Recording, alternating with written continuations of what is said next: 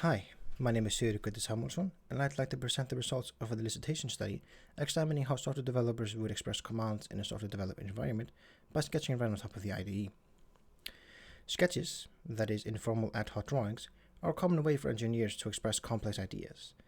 They are often created spontaneously with low cognitive effort to quickly express a vision of a solution while completing a larger task. Given that sketching is one of the most common ways for software developers to express their ideas, we were wondering why it is not used at all in one of their most central tools, the Software Development Environment, or IDE. Wouldn't it be convenient to express operations such as refactoring code by sketching them right on top of the IDE, much like annotating a document, as shown in the picture? Exploring this vision is the long-term driver of our research.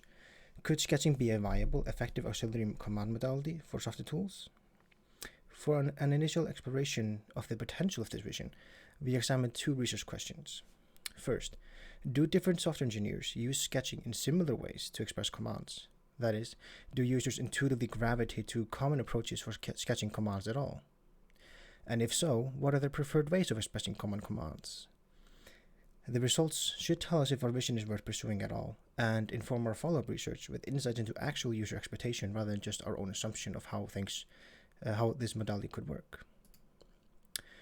To answer our research question, we performed an elicitation study with 19 participants recruited from the Icelandic software industry. Participants were shown screenshots of an IDE on a pen-enabled laptop and asked to imagine that this IDE could interpret sketches and execute the commands that they described. They were then asked how they would express 16 common operations by sketching, involving some code editing, refactoring, formatting, and code comprehension tasks. In order to answer research question number 1, that is, to determine if different developers use sketching in similar ways to express certain tasks, we calculated agreement rates for our prompts based on the method of Oberg et al.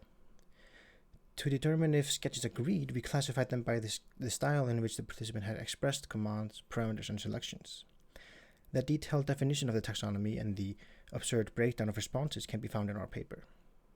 As a brief example, consider the 3 following responses to prompt number 3, which asked participants to move a method to a different line. Participant number 5 and 13 used a graphical approach for selecting the code block to be moved and its destination. While the visual expression are somewhat different on a stroke level, they use similar shapes for similar purposes. They are enclosing the block to be moved and pointing to the destination with an arrow. These sketches are therefore classified identically in our taxonomy, and the participant responses are considered to be in agreement. In contrast, participant number 2 defined the scope of the selection with a sidebar and expressed the command and destination with a parameter textually. This response does not agree with the other 2. Following this approach, we classified all responses and calculated the agreement rate for all the prompts. The horizontal bar chart on the left shows the results. A high agreement rate, as for prompt number 14, occurs when we observe a low number of classification groups, and there is preferably only one dominant group, that is, one group of responses that are classified identically.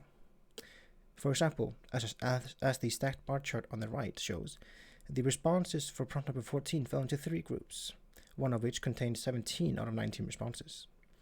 Based on these results, we can answer research question 1 positively. For 10 out of our 15 prompts, at least half of the participants sketched the envisioned command in similar ways. Looking at the responses for the dominant groups of these prompts also helps us answer research question number 2, that is, what are the preferred ways of expressing these commands? In our paper, we discussed most common sketch expressions for all prompts. I'll just show 3 here for the sake of brevity. To move a code block, most participants encircled the code to move and then drew an arrow from the enclosure to the destination line.